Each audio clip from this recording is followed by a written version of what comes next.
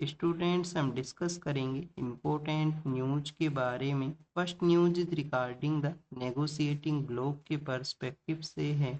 Brazil के जो president हैं इंडिया के विजिट के लिए आए तो उस दौरान में उनके द्वारा टैरिफ के पर्सपेक्टिव से डिस्कशन किया गया। यूएस के द्वारा जिन कंट्रीज के अगेंस्ट में टैरिफ को इम्पोज किया गया है तो उन कंट्रीज को एक यूनियन का फॉर्मेशन करना चाहिए, जिससे कि वो बेटर वे के अंदर में टैरिफ का जो नेगोशिएशन है वो कर सके। सेकंड, इनका जो डिस्कशन था वो यही था कि जो डोमिनेटेड पावर्स है उनके द्वारा हर एक कंट्री को इक्वल वे के अंदर में ट्रीट करना चाहिए। तो हर एक कंट्री का जो इक्वल ट्रीट के बारे में भी इनका डिस्कशन है वो रहा है। नेक्स्ट, अगर हम यूपीएससी के एग्ज़ाम के पर्सपेक्टिव से रीड करें तो स्टूडेंट्स, यूएस के द्वारा कंट्रीज के अगेंस्ट में टैरिफ को इम्पोज किया गया था। कुछ टैरिफ आप देखिए कि रेसिप्रोकल वे के थ्रू इम्पोज हुआ था, कुछ पेनल्टी के फॉर्म के रूप से। और इंडिया और ब्राज़ील वो कंट्री हैं जिनके अगेंस्ट में यूएस ने हाईएस्ट नंबर ऑफ टैरिफ है उसको इम्पोज है वो किया था। तो यहाँ पे इसी वजह से ब्राज़ील के द्वारा यूनियन फॉर्मेशन के बारे में डिस्कशन है। सेकंड, आप देखिए कि ब्राज़ील के प्रेसिडेंट के द्वारा यूनाइटेड नेशन सिक्योरिटी काउंसिल है उसके भी रिफॉर्म के बारे में डिस्कशन किया गया कि मोर कंट्रीज का जो रिप्रेजेंटेशन है उसको इंक्लूड करना चाहिए यूनाइटेड नेशन सिक्योरिटी काउंसिल के वहाँ पे। इसमें आप देखिए कि G4 नाम का भी एक ग्रुप है जो कि इंडिया और ब्राज़ील है, इसके अलावा जर्मनी और जापान भी इसके पार्ट हैं। तो यूएनएससी के रिफॉर्म का बात करते हैं, जो परमानेंट मेंबरशिप है उसको एक्सपेंड करने का जो जो नेगोशिएट है वो करते हैं। तो क्या स्टूडेंट्स, G4 की ये जो कंट्रीज हैं जो यूनाइटेड नेशन सिक्योरिटी काउंसिल में मोर परमानेंट मेंबर्स के इंक्लूड करने का जिनका विजन है, क्या इसके अगेंस्ट में भी किसी ग्रुप का फॉर्मेशन हुआ था जो यूएनएससी के रिफॉर्म को, आप देखिए कि रिफॉर्म को एंडोर्स है वो नहीं करता है। यस स्टूडेंट्स, एक एक यहाँ पे ग्रुप है जिसको कि हम कॉफ़ी क्लब के नाम से जानते हैं। तो जो कॉफ़ी क्लब नाम का जो ग्रुप है उसका अल्टीमेट टारगेट यही है कि यूएनएससी के अंदर में इन कंट्रीज को जो मेंबरशिप है वो नहीं दिया जाए। इंडिया के अगेंस्ट में आप देखिए कि पाकिस्तान है, पाकिस्तान यहाँ पे मेंशन करता है कि इंडिया को जो यूएनएससी का परमानेंट मेंबरशिप है वो नहीं दिया जाए। जापान के अगेंस्ट में साउथ कोरिया है, जर्मनी के अगेंस्ट में इटली है, ब्राज़ील के अगेंस्ट में आपको अर्जेंटीना है, साउथ अफ्रीका है। तो इस तरीके से कुछ कंट्रीज हैं जो इस कम्प्लीटली प्रपोजल के भी अगेंस्ट में हैं। इन बोथ के बारे में आपको जानकारी है वो होना चाहिए। नेक्स्ट, अगर हम बात करें स्टूडेंट्स, यहाँ पे जो ब्राज़ील के प्रेसिडेंट हैं उन्होंने अपने एक विजिट के बारे में भी मेंशन किया कि 2005 के समय जब वो इंडिया के विजिट के लिए आए थे तो कैसे उन्होंने इकोनॉमिक मैनेजमेंट है उसको यहाँ पे समझा था। हमारे उस समय जो प्राइम मिनिस्टर हुआ करते थे डॉक्टर मनमोहन सिंह, तो उनका उनके द्वारा इकोनॉमिक मैनेजमेंट या इकोनॉमिक लेसन्स उसके बारे में भी मेंशन किया गया। उस दौरान में जो ब्राज़ील है आईएमएफ के ऊपर में डिपेंड किया करता था, बट प्रेजेंट समय के अंदर में आप देखिए कि जो डेप्थ का जो सिचुएशन था उससे ओवरकम करते हुए ब्राज़ील ने यहाँ पे क्रेडिटर का जो स्टेटस है उसको अचीव है वो किया है। एग्जाम के पर्पज से जो बेसिक इन्फॉर्मेशन था G4 कॉफ़ी क्लब और जो टैरिफ है उसके बारे में हम ऑलरेडी यहाँ पे रीड कर चुके हैं। नेक्स्ट, अगर हम बात करें जम्मू एंड कश्मीर के पर्सपेक्टिव से है, जम्मू एंड कश्मीर में जो किश्तवाड़ का जो रीजन है, किश्तवाड़ के वहाँ पे आप देखिए कि जैसे मोहम्मद नाम का जो टेररिस्ट ऑर्गेनाइजेशन है उससे रिलेटेड कुछ टेररिस्ट पर्सन हैं जिनको कि एलिमिनेट है वो किया गया है सिक्योरिटी फोर्सेज के द्वारा। तो फर्स्ट ऑफ ऑल स्टूडेंट्स, आपको जैसे मोहम्मद के बारे में पता होना चाहिए। जैसे मोहम्मद आप देखिए कि वो टेररिस्ट ऑर्गेनाइजेशन है जो कि एंटी इंडिया सेंटीमेंट्स को यूज किया करता है, या इंडिया के अगेंस्ट में आप देखिए कि अटैक इनके द्वारा कैरी आउट किए जाते हैं। यूनाइटेड नेशन सिक्योरिटी काउंसिल के वहाँ पे एक रिजोल्यूशन है जिसके थ्रू टेररिस्ट ऑर्गेनाइजेशन डिक्लेयर किए जाते हैं। 1267 रिजोल्यूशन नंबर 1267 है जिसके थ्रू कुछ ऑर्गेनाइजेशंस को टेररिस्ट ऑर्गेनाइजेशन है वो डिक्लेयर किया गया है, जिसमें जैसे मोहम्मद भी उसका पार्ट है। नेक्स्ट, अगर हम बात करें स्टूडेंट्स सिक्योरिटी के ही पर्सपेक्टिव से, हमारे जो इंटरनल पेजेज हैं आज के न्यूज़पेपर के अंदर, वहाँ पे भी टू न्यूज़ है वो मेंशन था कि दिल्ली का जो स्पेशल सेल है, जो स्पेशल पुलिस है जो कि टेररिस्ट जो अटैक्स है जिनको डील किया करता है, तो उनके द्वारा भी आप देखिए कुछ पर्सन्स को अरेस्ट किया गया है जिनका कि प्लानिंग था कहीं पे अटैक करने के रिगार्डिंग। हमारी सिक्योरिटी एजेंसीज ने एक वार्निंग को भी इश्यू किया है कि इंडियन वोटर का जो एरिया है, इंडियन जो वोटर का एरिया है वहाँ पे सैटेलाइट फ़ोन का प्रेजेंस है, कोई अनऑथराइज सैटेलाइट फ़ोन है उसका यूज है वो मिला है। तो ये सब जो बोथ न्यूज़ हमने देखा वो एग्जाम के लिए तो इम्पोर्टेंट नहीं है, बट आपको पता होना चाहिए कि नवंबर के मंथ के समय में रेड फोर्ट का जो एरिया है वहाँ पे अटैक होता है। उस समय भी हमारा जो सिक्योरिटी एजेंसीज ने एक ग्रुप को, आप देखिए कि ग्रुप को वहाँ पे अरेस्ट किया था, उससे रिलेटेड पर्सन्स को, जिनका सम हाउ प्लानिंग था कि वो अटैक है वो करना चाहते थे। तो उस दौरान में एक टर्म है वो न्यूज़ के अंदर में था जिसको कि हम वाइट कॉलर टेररिज्म के नाम से जानते हैं। वाइट कॉलर टेररिज्म क्या हुआ करते हैं, कैसे जो वर्किंग प्रोफेशनल, जिनको आप देखिए कि डिटेक्ट करना इम्पॉसिबल है, जो कि कॉमन सिविलियन का लाइफ जिया करते हैं, और सम काइंड ऑफ सिंपैथी को वो कैरी आउट करते हैं। टेररिस्ट ऑर्गेनाइजेशन का जो प्लानिंग है उसके अंदर में उनका किसी ना किसी तरीके से इन्वॉल्वमेंट है। तो वाइट कॉलर जो टेररिज्म है इसके बारे में हो सकता है आपसे जीएस पेपर थर्ड के अंदर में मेंस के रिगार्डिंग में क्वेश्चन पूछ लिया जाए। कैसे इंडिया इन थिंग्स को यहाँ पे डील करे, हमें जो ऑनलाइन प्लेटफॉर्म्स हैं उनको भी रेगुलेट करने का ज़रूरत है। आप देखिए कि उस जो रेड फोर्ट एरिया के अंदर में जो अटैक हुआ उसके बाद में सिक्योरिटी एजेंसीज ने जो मैसेजिंग प्लेटफॉर्म है उनका नंबर के साथ में एसोसिएशन होना ज़रूरी है, ये यहाँ पे मेंशन किया था। क्योंकि जो टेक्नोलॉजी है उसी का यूज है वो देखने के लिए मिला था वाइट कॉलर जो टेररिस्ट पर्सन्स थे उनके द्वारा। तो ये कुछ बेसिक इन्फॉर्मेशन था। इसके अलावा जीएस पेपर थर्ड में आपको ओवरग्राउंड जो वर्कर हुआ करते हैं उससे रिलेटेड भी एक बार यूपीएससी ने क्वेश्चन पूछा था। यूपीएससी ने आपसे क्वेश्चन पूछा था कि जो हमारी सिक्योरिटी फोर्सेज का specially Jammu and Kashmir and north east India के रिगार्डिंग में विनिंग हार्ट एंड माइंड का जो कॉन्सेप्ट है वो किस तरीके से वर्क किया करता है। जो सिक्योरिटी एजेंसी हैं वहाँ के सिविलियन पर्सन्स को किसी ना किसी तरीके से सपोर्ट प्रोवाइड करते हैं। तो विनिंग हार्ट एंड माइंड का जो स्ट्रेटजी है उसका क्या यहाँ पे इम्प्लीकेशन है, कैसे ये बेनिफिट प्रोवाइड करता है। तो ये कुछ बेसिक इन्फॉर्मेशन हम रीड किए। फिर आप देखिए कि एक एलिफेंट के बारे में मेंशन है। केरल का जो इरानीकुलम नाम का जो डिस्ट्रिक्ट है, इरनाकुलम नाम का जो डिस्ट्रिक्ट है वहाँ पे आप देखिए कि एक रिवर फ्लो करता है। रिवर का नाम है अनाकुलम, नाम से एक नदी है ना, अनाकुलम नाम से एक नदी है। इस रिवर के अंदर में जो एलिफेंट है, वाइल्ड एलिफेंट, वो विजिट करते हैं। सोल्टी वहाँ का वाटर है तो वहाँ पे उनके द्वारा विजिट है वो किया जाता है। एलिफेंट के रिगार्डिंग में क्या बेसिक इन्फॉर्मेशन आपको होना चाहिए, आप देखिए कि यूपीएससी ने 2020 का जो प्रीलिम्स का पेपर था उसमें एक क्वेश्चन पूछा था। क्वेश्चन ये पूछ लिया गया था कि एलिफेंट का जो ग्रुप हुआ करता है उसके लीडर हैं वो कौन होते हैं। तो आप देखिए कि वहाँ पे जो मदर एलिफेंट है उनके द्वारा ग्रुप को हेड है वो किया जाता है। एलिफेंट्स का जो गेस्टेशन पीरियड है उसके बारे में था कि प्रेगनेंसी का जो पीरियड हुआ करता है वो कितने समय का होता है। वन ऑफ द लार्जेस्ट आपको एलिफेंट्स के अंदर में मिलेगा जो कि काफ़ी लॉन्गर ड्यूरेशन का हुआ करता है, जो कि 18 टू 20 मंथ के अराउंड में है। 18 टू 20 मंथ का इनका जो प्रेगनेंसी पीरियड है, गेस्टेशन पीरियड है, वो होता है।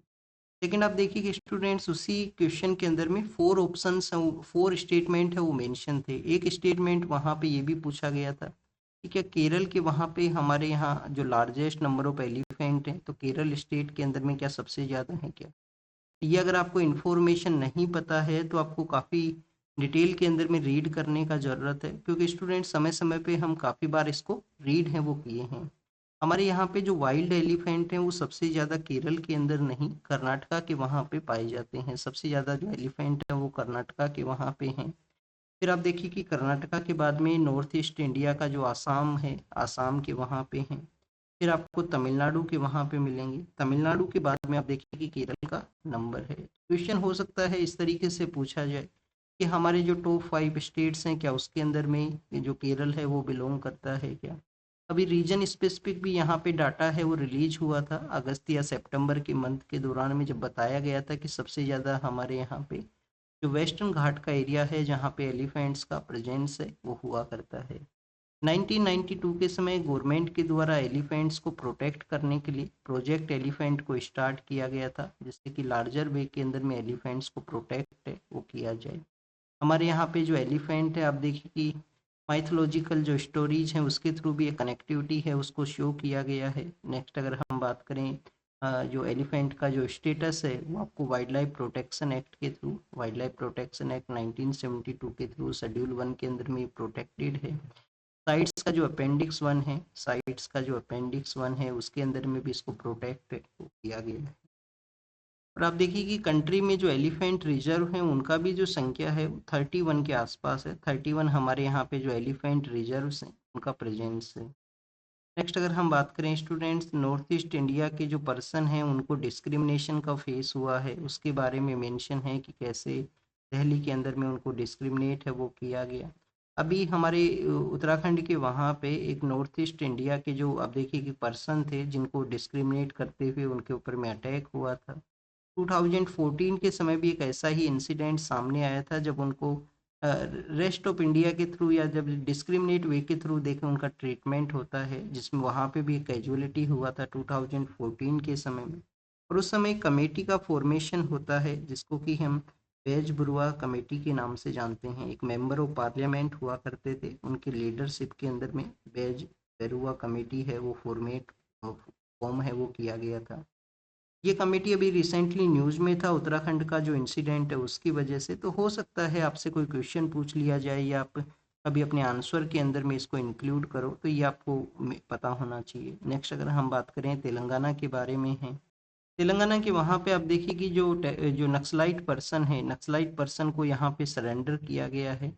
हमारी गवर्नमेंट का कंटिन्यूस इनिशिएटिव है कि जो 31 मार्च का जो समय है, मार्च 2026, उससे पहले जो नक्सल मूवमेंट है उसको हमें एलिमिनेट है वो करना है। और पिछले कुछ समय से जो टॉप लीडरशिप है उसका एलिमिनेशन भी हुआ है, सरेंडर भी किया गया है। कैडर के अंदर में जो रिक्रूटमेंट है वो काफ़ी लार्जर वे में डिक्लाइन हुआ है। तो नक्सल मूवमेंट जो कभी सोशियो इकोनॉमिक कंडीशन है उसके अगेंस्ट में ये स्टार्ट होता है, नक्सलबारी नाम की जो जगह है वहाँ पे।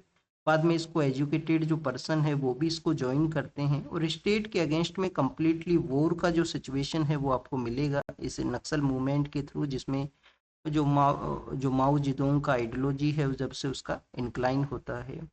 फिर स्टूडेंट सिक्योरिटी फोर्सेज ने काफ़ी सारे इनिशिएटिव्स चलाए हैं, डिफरेंट डिफरेंट सिक्योरिटी विंग्स हैं उनका भी डेवलपमेंट हुआ है। जैसे कि हम आंध्र प्रदेश और तेलंगाना के वहाँ पे रीड करें तो 1889 के समय वहाँ पे ग्रे हाउंड नाम का एक फोर्स का डेवलपमेंट हुआ था। और ग्रे हाउंड का अल्टीमेट टारगेट यही था कि नक्सल मूवमेंट से रिलेटेड जो लीडरशिप है, जो पर्सन है, उनको एलिमिनेट है वो करना है। तो ये कुछ बेसिक इन्फॉर्मेशन था जिसको हम रीड किए। जीएस पेपर थर्ड के अंदर में सिक्योरिटी पर्सपेक्टिव से आपसे क्वेश्चन है वो हो सकते हैं यहाँ से। किस तरीके से हमने इसको एलिमिनेट किया है, कैसे सिक्योरिटी फोर्सेज का इम्पोर्टेंट रोल रहा है इनको एलिमिनेट करने के अंदर में। नेक्स्ट आप देखिए कि स्टूडेंट्स एक गवर्नमेंट का एडवर्टाइजमेंट है जिसके अंदर यहाँ पे बीओ चिदम्बरम जो पोर्ट है, जो कि तूतीकोरिन पोर्ट जिसका अर्लियर नेम हुआ करता था, तो वहाँ पे कुछ जो इनोग्रेट किया जाएगा, कुछ प्रोजेक्ट उनको स्टार्ट किया जाएगा। एग्जाम के लिए वो इम्पोर्टेंट नहीं है, हम यहाँ पे इम्पोर्टेंट जो पर्सनैलिटी है उनके बारे में रीड करेंगे। अब देखिए कि जो चिदम्बरम पिल्लई हैं जो कि हमारे स्वदेशी मूवमेंट के एक इम्पोर्टेंट लीडर हुआ करते थे। तो 1905 के समय जब स्वदेशी मूवमेंट स्टार्ट होता है तो उस दौरान में आप देखिए कि इनके द्वारा एक स्वदेशी स्ट्रीम नेविगेशन कंपनी है उसको भी सेटअप किया गया था। स्वदेशी स्ट्रीम नेविगेशन कंपनी को भी आप देखिए कि इनके द्वारा सेटअप किया गया, जिसके थ्रू इंडियन शिपिंग सर्विस को ये कैरी आउट करते थे। तूतीकोरिन से लेकर कोलंबो के वहाँ पे इनका शिपिंग का जो प्रैक्टिस है वो हुआ करता था। जो बंगाल पार्टीशन के दौरान में जो स्वदेशी मूवमेंट आता है उसका सदर्न इंडिया के अंदर में जो मैसेज को स्प्रेड किया गया उसके ये इम्पोर्टेंट लीडर हैं वो हुआ करते थे। और उन्हीं के नेम के ऊपर में one of the major port है जो हमारी कंट्री का उसका इस्टेब्लिशमेंट है वो हुआ। मेजर पोर्ट के बारे में आपको क्या जानकारी होना चाहिए कि जो मेजर पोर्ट हुआ करते हैं वो सेंट्रल गवर्नमेंट के अंडर में हुआ करते हैं। प्रेजेंट समय में 13 मेजर पोर्ट्स हैं वो इस्टेब्लिश हैं। कुछ पोर्ट हैं जो वेस्टर्न कोस्ट के ऊपर में हैं, कुछ ईस्टर्न कोस्ट के ऊपर में हैं। और आप देखिए कि जो यहाँ पे 13 मेजर पोर्ट हैं, एक जो पोर्ट है वो डेवलपिंग स्टेज के अंदर में है। फिर पैक्स सिलिका के बारे में है, उसके पॉजिटिव इम्पैक्ट के बारे में यहाँ पे मेंशन किया गया कि पैक्स सिलिका का जो ग्रुप है जिसको कि इंडिया रिसेंटली ज्वाइन किया है, तो कैसे ये बेनिफिट प्रोवाइड करेगा। फर्स्ट ऑफ ऑल आप देखिए कि हमारा जो टेक्नोलॉजिकल फ्यूचर है, कि जो टेक्नोलॉजी है उसका कंटिन्यूस सप्लाई होना चाहिए, टेक्नोलॉजिकल फ्यूचर को ये इंश्योर करेगा। नेक्स्ट अगर हम बात करें स्टूडेंट्स, यूएस लेड ये अलायंस है, तो यूएस के लेड है, तो यहाँ पे हमको लार्जर वे में जो टेक्नोलॉजिकल जो सपोर्ट है, चाहे वो आर्टिफिशियल इंटेलिजेंस के लिए इंफ्रास्ट्रक्चर हो, क्रिटिकल मिनरल का जो सप्लाई हो, उसके अंदर ये बेनिफिट प्रोवाइड करेगा। डोमेस्टिक जो इंडस्ट्रियल गोल्स हैं उनको भी ये बूस्ट करने के अंदर हेल्प करेगा। कुछ हमारे यहाँ पे जो डोमेस्टिक सेक्टर के रिगार्डिंग में आप देखिए इनिशिएटिव्स हैं वो चल रहे हैं, जैसे कि इंडिया सेमीकंडक्टर है, इंडिया आर्टिफिशियल इंटेलिजेंस है, क्रिटिकल मिनरल्स की जो सप्लाई के लिए जो इनिशिएटिव हैं उनको ये बूस्ट करे। कैसे बूस्ट करेगा? क्योंकि रॉ मटेरियल को एक तो कंटिन्यूस सप्लाई के लिए इंश्योर होगा, सिक्योर होगा रॉ मटेरियल हमारे यहाँ पे। फिर एडवांस इक्विपमेंट्स है उसका भी सप्लाई रहेगा, एडवांस इक्विपमेंट्स का भी सप्लाई रहेगा। तो इस वजह से ये लार्जर वे के अंदर में बेनिफिट करता है इंडिया का डोमेस्टिक इंडस्ट्रियल प्रोडक्शन को। नेक्स्ट अगर हम बात करें स्टूडेंट जम्मू एंड कश्मीर के बारे में है, जम्मू एंड कश्मीर के अंदर में एप्पल के जो ग्रोवर्स हैं, जो फार्मर्स हैं, उनके द्वारा प्रोटेस्ट किया गया था इंडिया का जो ट्रेड डील्स के रिगार्डिंग। वहाँ की लीडरशिप ने भी कहा है कि जम्मू एंड कश्मीर के जो हॉर्टिकल्चर से रिलेटेड जो फार्मर है उनको सपोर्ट प्रोवाइड करना चाहिए गवर्नमेंट के द्वारा। जम्मू एंड कश्मीर का जो टोटल 50% का जो टोटल हॉर्टिकल्चर प्रोडक्शन है उसमें 50% जो है वो एप्पल के द्वारा कंट्रीब्यूट किया जाता है, और एप्पल फार्मर्स का ही लार्जर वे के अंदर में यहाँ पे प्रोटेस्ट है। जम्मू एंड कश्मीर हमारे यहाँ पे जो 70% टोटल प्रोडक्शन का 70% है वो जम्मू एंड कश्मीर से हुआ करता है एप्पल का। नेक्स्ट अगर हम बात करें, आप देखिए कि जो रिवेन्यू जनरेशन है उसमें भी एप्पल प्रोडक्शन का एक रोल है, एम्प्लॉयमेंट के अंदर में भी एक रोल है कि लार्जर वे के अंदर में जो पब्लिक है वो इससे इंगेज करती है इस वर्क से। अगर हम बात करें क्यों यहाँ पे जो बेसिकली आप देखिए अपोज किया गया है, अपोज इस वजह से है, एक तो हमारा जो डोमेस्टिक सेक्टर के अंदर जो प्रोडक्शन है, तो प्रोडक्शन का जो एरिया है वो भी काफ़ी कम है वेस्टर्न पावर कंट्रीज से। हमारे यहाँ पे पर हेक्टेयर जो प्रोडक्शन है वो भी काफ़ी कम है, 7 to 8 हमारे यहाँ पे टन्स का प्रोडक्शन हुआ करता है पर हेक्टेयर के अंदर में, जो कि यूएस के वहाँ पे अदर कंट्रीज के वहाँ पे 40 to 70 के आसपास टन्स का प्रोडक्शन है। तो ये बेसिकली उन फार्मर्स के कुछ यहाँ पे इश्यूज हैं कि उनको सपोर्ट यहाँ पे प्रोवाइड हो, डील के अंदर में जो फ्रेश फ्रूट्स हैं, जो एप्पल का एरिया है उसको रिमूव किया जाए, उनको यहाँ पे इंक्लूड है वो नहीं किया जाए। मणिपुर का जो मूवी है उसको आप देखिए कि ब्रिटिश जो अकेडमी है फिल्म का और आर्ट के रिगार्डिंग में वहाँ पे एक जो अवार्ड है वो मिला है, तो British academy of film and आप देखिए कि टेलीविजन आर्ट का जो अकेडमी है उसका अवार्ड मणिपुर का जो मूवी है उसको मिला है। मणिपुर के जो एमएलए हैं जिनके ऊपर में अटैक हुआ है, उन्होंने आप देखिए कि पीएम को कुछ मंथ पहले एक लेटर लिखा था इन्वेस्टिगेशन की करने के बारे में। मणिपुर का जो सिविलियन सिचुएशन है वो बेटर नहीं है, कंटिन्यूस वहाँ पे सोसाइटी के अंदर में डिवाइड है। हमारे जो पॉलिटिकल लीडर हैं, प्राइम मिनिस्टर जो कि इजराइल के विजिट के लिए जाएंगे तो उसको एक पॉजिटिव नोट के रूप से देखा गया है, पर प्रेजेंट समय में जो वेस्ट एशिया का जो सिचुएशन है वो one of the divide society आपको मिलता है। इवन द इजराइल के अंदर में भी आप देखिए कि वहाँ का पॉलिटिकल स्ट्रक्चर में काफ़ी सारा डिवाइड है। तो स्टूडेंट्स इंडिया इजराइल के रिलेशंस के बारे में देखें, 1950 के समय में इंडिया ने इजराइल को रिकॉग्नाइज तो किया था, बट हमारे जो डिप्लोमेटिक रिलेशन है वो 1992 के समय में सेटअप होते हैं इजराइल के साथ, और हमने कंटिन्यूस इजराइल से आने वाला जो डिफेंस का जो टेक्नोलॉजी है उसका हमने यूज किया है। उसको यूज करते हुए आप देखिए कि ऑपरेशन सिंदूर के अंदर में भी एयर डिफेंस सिस्टम में भी उनका यूज हुआ है। तो इस तरीके से हमारा इंगेजमेंट है टेक्नोलॉजिकल सेक्टर के अंदर में भी, एग्रीकल्चर सेक्टर के अंदर में भी, और भी काफ़ी सारे एरियाज हैं जिसमें इंडिया इजराइल का बेटर रिलेशन आपको मिलेगा। और I2U2 नाम का एक इनिशिएटिव था जिसमें इंडिया भी उसका पार्ट था, यूएस एंड यूएई भी उसके पार्ट थे, India Israel, US and UAE, जिसके थ्रू इजराइल से और भी बेटर हमारे रिलेशंस हो सकें। तो पिछले कुछ ईयर्स में हमारे जो बेटर प्लेटफॉर्म्स के थ्रू इंगेजमेंट है वो भी हुआ है।